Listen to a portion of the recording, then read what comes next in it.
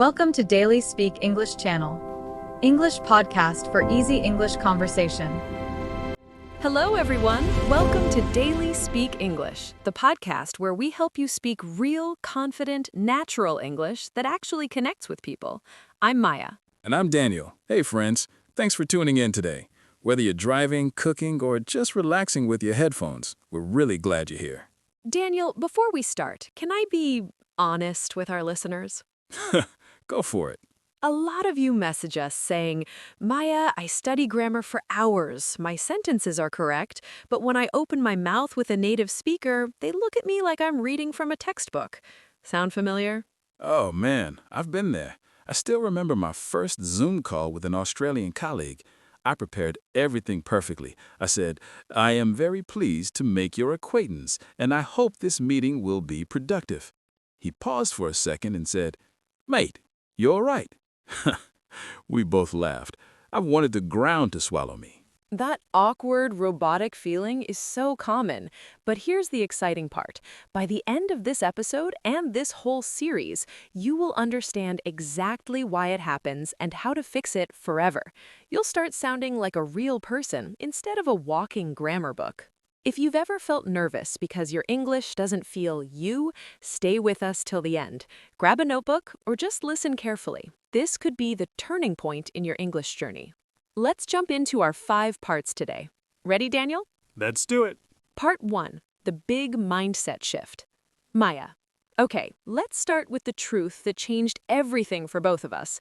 Most learners believe that perfect grammar equals perfect English, but native speakers don't speak like grammar books. They speak like humans, relaxed, a little messy sometimes, full of personality. Exactly. I used to translate every sentence in my head from Urdu or Punjabi to English, checking every rule. By the time I finished the sentence, the conversation had already moved on. It made me sound stiff and unnatural. I did the same thing. One time I was at a cafe in Lahore and a tourist asked me for directions. I gave him this long, perfectly grammatical answer. You are required to proceed straight for approximately 200 meters and then take a left turn. He looked so confused. Later, I realized I should have just said, yeah, just go straight for a couple of minutes and turn left at the big mosque. That's the difference.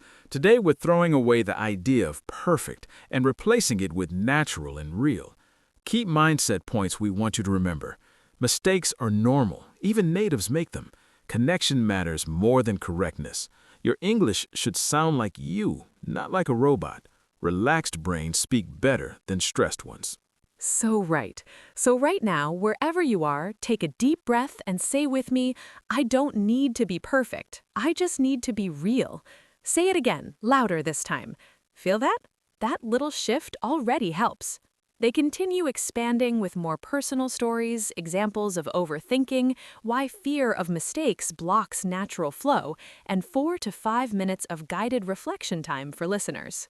Part 2. Contractions, the fast track to natural flow. All right, let's get practical. The number one thing that makes English sound robotic is using full forms all the time. Native speakers use contractions constantly. Listen to this side by side. Robotic version, I am going to the market because I need to buy some vegetables. Natural version, I'm gonna go to the market because I gotta buy some veggies. Maya, you still say vegetables sometimes when you're being fancy. Guilty. But seriously, gonna, wanna, gotta, these are your new best friends. They go through 20+ common contractions with multiple example sentences, funny mispronunciation moments, role plays, formal versus casual, and long guided repetition sections where listeners repeat after them slowly, then faster. Part 3. Fillers and linking words. Sound human, not like a news anchor. Now we talk about those little words that fill pauses, like, well, you know, like, so, actually, I mean, kind of, sort of. Without them, speech sounds choppy. With them, it flows. Let me show you. Robotic. What did you do yesterday? Natural. Well, I was kind of tired, so I just stayed home, watched some Netflix, and chilled.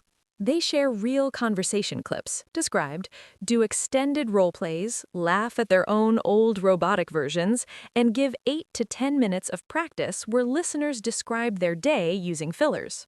Part 4. Short sentences, natural reactions, and emotion. Long, complicated sentences kill natural flow. Keep them short and add real emotion. Instead of, I am extremely sorry to hear about your unfortunate situation, just say, oh no, that sucks. How are you holding up?